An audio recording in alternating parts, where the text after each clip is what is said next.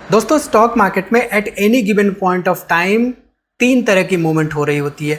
या तो मार्केट ऊपर जा रहा होता है, हायर हाइज हायर लोज बना रहा होता है, इसको कहते हैं बुलिश ट्रेंड में होता है मार्केट।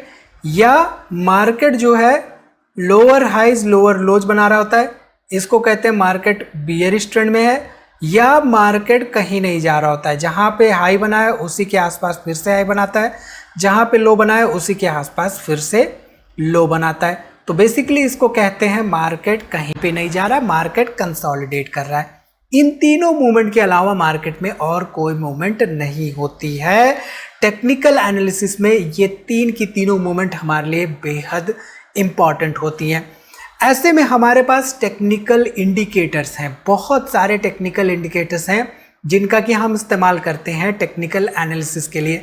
लेकिन उनमें बहुत बड़ी प्रॉब्लम ये है कि वो एक तो बहुत ज़्यादा मेसी होते हैं और समझने में बहुत मुश्किल होती है, उससे हमें ट्रेड्स लेने में भी बहुत ज़्यादा मुश्किल होती है। अब यहाँ पे आपको मैं दिखाता हूँ, फिर आपको बातें क्लियरली समझ में आएंगी कि एक्चुअल में जो हमारे इंडिकेटर्स होते हैं वो मेसी क्यों होते हैं। तो यहाँ पे मान लीजिए मूविंग एवरेज हम लगा देते हैं। मूविंग एवरेज, तीन moving average, exponential moving average हम लगाते हैं।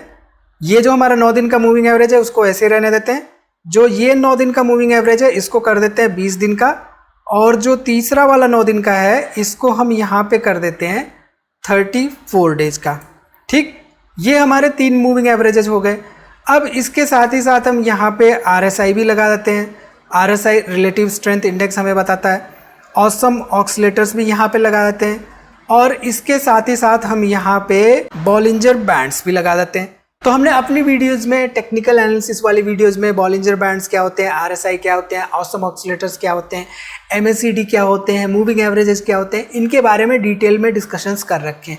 अब इन सभी को अगर हम सीखने चले, समझने चले, इनको अप्लाई करने चले अपने टेक्निकल एनालिसिस में, तो हमें कई दिन, कई महीने, इनफैक्ट कई साल भी लग सकते हैं। तो ऐसे में हमारे पास कोई ऐसी स्ट्रैटेजी होनी चाहिए जहां पे हमें कम से कम प्लॉटिंग करते हुए या कम से कम इंडिकेटर्स इस्तेमाल करते हुए इफेक्टिव वे में टेक्निकल एनालिसिस करने की अपॉर्चुनिटी मिले। तो इसके लिए प्राइस एक्शन का हम इस्तेमाल करते हैं। अब यहाँ पे फॉर एग्जांपल मान लीजिए मैं ये बॉलिंजर बैंड्स हटा देता हूँ। तो अगर मुझे ट्रेंड पता करना है कि भाई ट्रेंड क्या है, तो बेसिकली कैंडल्स जब मेरे 9 डेज EMA के ऊपर बन रही हैं कंटिन्यूसली, तो मेरा मार्केट जो है ट्रेंडिंग में है। RSI यहाँ पे आप देख सकते हैं ट्रेंडिंग में मुझे देखने को मिल रहा है। ऑसम ऑक्सीलेटर के बाद ऊपर देखने को मिल रहे हैं। बेसिकली यहाँ से ट्रेड सेटअप कैसे करना है, ट्रेड्स कैसे लेने हैं, उसके पीछे 10 डिफरेंट कंडीशंस हैं जो कि मीट होनी चाहिए, और ये कभी कभी मीट होती हैं। इनमें हमें बहुत ज़्यादा सावधानी भी बरतनी पड़ती है। तो ऐसे में प्राइस एक्शन हमारे लिए एक ऑप्शन हो सकता है। अब ये प्राइस एक्शन क्या होता है, देखिए प्राइस चार्ट में प्लॉट होते हैं, और based on the price movement हम प्राइस एक्शन से ये पता लगाते हैं कि फ्यूचर में प्राइसेस कहाँ पे जा सकते हैं, यानी कि फ्यूचर में प्राइसेस किस पॉइंट पे आके रुक सकते हैं, किस पॉइंट पे आके वापस जा सकते हैं, या अगर ऊपर जा रहे हैं तो किस पॉइंट पे पहुंच के वापस नीचे की तरफ आ सकते हैं। ठीक, तो यहाँ पे बेसिकली हमें किसी तरह के इंडिकेटर्स की ज़रूरत नहीं पड़ती है जब भी हम टेक्निकल एनालिसिस कर रहे होते हैं प्राइस एक्शन का इस्तेमाल करते हुए। तो जब हम प्राइस एक्शन का इस्तेमाल करते हैं तो हमारा जो टेक्निकल चार्ट है कुछ ऐसा दिखता है।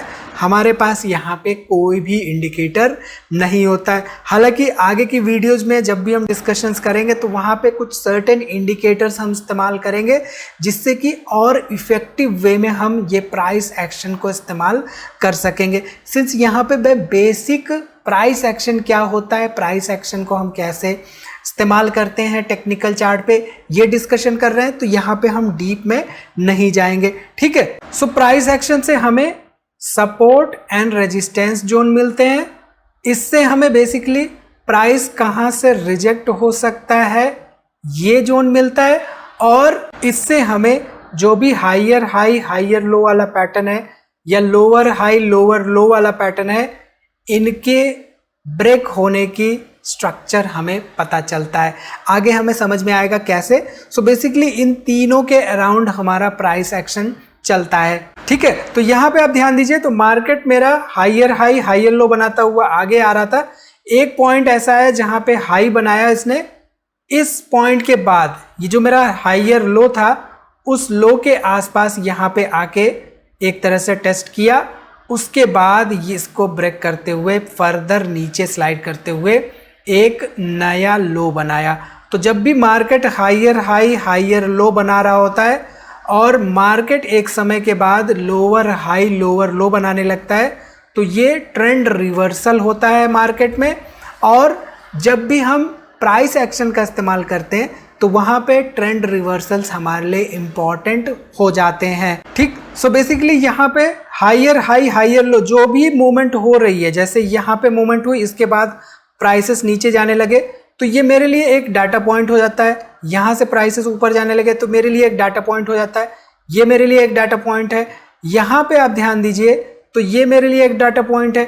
तो बेसिकली जहाँ जहाँ पे मेरे पास डाटा पॉइंट्स होता है वहाँ पे मेरे पास एक तरह से एक सपोर्ट या रेजिस्टेंस लाइन होती है। फॉर एग्जांपल इस पॉइंट पे यहाँ पे एक सपोर्ट लाइन ड्रा हुई थी, इसके बाद यहाँ पे अगर मैं एक हॉरिजॉन्टल लाइन ड्रॉ करूँ, तो बेसिकली अगर मैं इसको यहाँ पे एक्सप्लेन करूँ आपको कि हो क्या रहा है, तो बेसिकली हमने क्या किया था, हमने इस पॉइंट को मार्क किया था हाई, हमने इस पॉइंट को मार्क किया था लो। अब एक समय के लिए मान लीजिए कि ये जो चार्ट बन रहा है ये मुझे नहीं पता है, फ्यूचर में चार्ट्स बनते हैं, लेकिन पास्ट में जो यहाँ पे प्लॉटिंग हुई है, जो कैंडल्स बने हैं, उसके बेसिस पे मेरा higher high higher low pattern बन रहा था, राइट।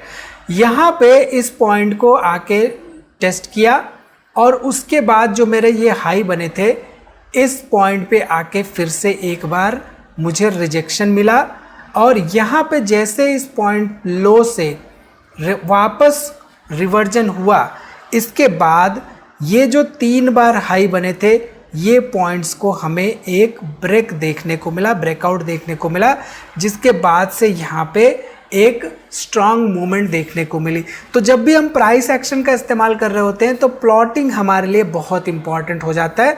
और प्लॉटिंग हम ऐसे ही करते हैं, हाइज और लोज पॉइंट पे हम बेसिकली हॉरिजॉन्टल लाइन ड्रॉ करते हैं जहाँ पे मेरे पास सपोर्ट या रेजिस्टेंस लाइन होती है, ठीक है। तो जब एक बार मेरी जो रेजिस्टेंस लाइन होती है वो ब्रेक हो जाती है, तो फ्यूचर के लिए मेरी यही लाइन जो है सपोर्ट लाइन का काम करती है। अब यहाँ पे अगर हम देखें आगे कि इस प्राइस पे इस लाइन पे प्राइसेस आए हैं या नहीं, तो आप देखिए जैसे इस लाइन पे प्राइस आया, यहाँ से आपको एक रिजेक्शन मिला, उसके बाद जब यहाँ पे आपको एक ब्रेकडाउन देखने को मिला, तो प्राइसेस फिर से नेक्स्ट वाली जो लाइन हमने ड्रॉ कर रखी थी उस पॉइंट पे हमें आते हुए देखने को मिला। तो बेसिकली कहने का मतलब ये है कि हम कहीं पे भी हो चार्ट में, फ्यूचर में चार्ट कहाँ पे जाके रुक सकता है या कहाँ पे जाके वापस आ सकता है, उसको हम आसानी से ड्रॉ कर सकते हैं प्राइस एक्शन का इस्तेमाल करते हुए। तो इसके लिए हमारे पास एटलीस्ट दो डाटा पॉइंट चाहिए। अब यहाँ पे मान लीजिए हमें ड्रॉ करना है इस जोन में हमारा हॉरिजॉन्टल लाइन यानी कि सपोर्ट या रेजिस्टेंस लाइन, तो उसके लिए हमें पहले तो हाई फिगर आउट करना होगा, लो फिगर आउट करना होगा। तो बेसिकली हमने हाई और लो जैसे ही फिगर आउट कर लिया, उसके बाद हमारी हॉरिजॉन्टल लाइंस बन जाती है। तो हम यहाँ पे क्या करते हैं, हमारी बेसिकली हॉरिजॉन्टल लाइन हम यहाँ पे आके ड्रॉ कर देंगे, ये हमारी हॉरिजॉन्टल लाइन बन गई, और जो दूसरी हॉरिजॉन्टल लाइन हम ड्रॉ करेंगे वो इस पर्टिकुलर पॉइंट पे कर देंगे। तो फ्यूचर में ये जो पॉइंट्स हैं, ये जो लाइंस है, राइट, ये लाइन और ये लाइन, फ्यूचर में प्राइस इन लाइंस को बखूबी एक तरह से रेस्पेक्ट करेगा। रेस्पेक्ट कैसे करेगा, जो मेरी ऊपर वाली लाइन है ये रेजिस्टेंस की तरह काम करेगी, जो मेरी नीचे वाली लाइन है ये सपोर्ट की तरह काम करेगी। अब देखिए यहाँ पे प्राइस गया तो इसने एक तरह से ब्रेकआउट तो दिया, ब्रेकआउट सस्टेन नहीं कर पाया, अल्टीमेटली यहाँ पे स्ट्रॉन्ग ब्रेकआउट दिया, उसके बाद प्राइसेस ऊपर गए, लेकिन फिर से यहाँ पे प्राइसेस आए और एक तरह से देखा जाए तो यहाँ पे आपको अगेन एक ब्रेकडाउन देखने को मिला, इस पर्टिकुलर लाइन पे जो कि सपोर्ट लाइन थी, फिर से प्राइसेस आए, यहाँ पे काफ़ी लंबे समय तक रहे, फिर थोड़ा सा ब्रेकडाउन हुआ, फिर यहाँ पे प्राइसेस आपको इस पर्टिकुलर पॉइंट पे आते हुए देखने को मिले। तो अल्टीमेटली जो हमने लाइन ड्रॉ कर दी थी उसी लाइन के आसपास हमारे यहाँ पे ट्रेड्स रह रहे थे। तो बेसिकली जब भी हम ट्रेडिंग डिसीजन मेकिंग करते हैं, ट्रेडिंग डिसीजन मेकिंग कैसे करते हैं आगे की वीडियोस में हम डिस्कस करेंगे। ये बेसिक कॉन्सेप्ट यहाँ पे हम समझा रहे हैं प्राइस एक्शन के, इसलिए हम डिटेल में नहीं जा रहे हैं। आगे की वीडियोस में हम यहाँ पे कवर करने की कोशिश करेंगे कि बेसिकली हम ट्रेड्स कहाँ पे लेते हैं, कैसे सेटअप में लेते हैं, हमारे टारगेट्स, स्टॉप लॉसेस कहाँ पे रहते हैं, इन सब के बारे में आगे डिटेल में बात करेंगे। ठीक है, सो बेसिकली प्राइस एक्शन से हम फ्यूचर में प्राइसेस कहाँ पे प्लॉट हो सकते हैं इसके बारे में सटीक तरीके से डिसीजन मेकिंग कर सकते हैं। ये मोस्टली काम करता है ज़्यादातर मिड कैप स्टॉक्स में, और इवन जो भी अदर क्रिप्टो करेंसीज हो गई या किसी भी तरह का चार्ट हो गया, उन पे भी ये काम करता हुआ दिखाई देता है। तो आगे की वीडियोस में हम इसके बारे में डिटेल में बात करते रहेंगे, जहां पे हम डीप एनालिसिस करेंगे कि कैसे हम प्राइस एक्शन को इस्तेमाल करते हैं, क्या हमारी स्ट्रैटेजी होती है, कहां पे हम ट्रेड्स लेते हैं, क्या हमारे स्टॉप लॉसेस होते हैं, क्या हमारे टारगेट्स होते हैं। तो इस वीडियो में इतना ही दोस्तों, मिलते हैं अगली वीडियो में एक नई जानकारी के साथ। तब तक आप अपना बहुत ख्याल रखिए, वीडियो दोस्तों में भी शेयर करिए ताकि उनको भी सीखने को मिले, और कोई भी सवाल हो इसके रिलेटेड तो कमेंट जरूर से जरूर करिए।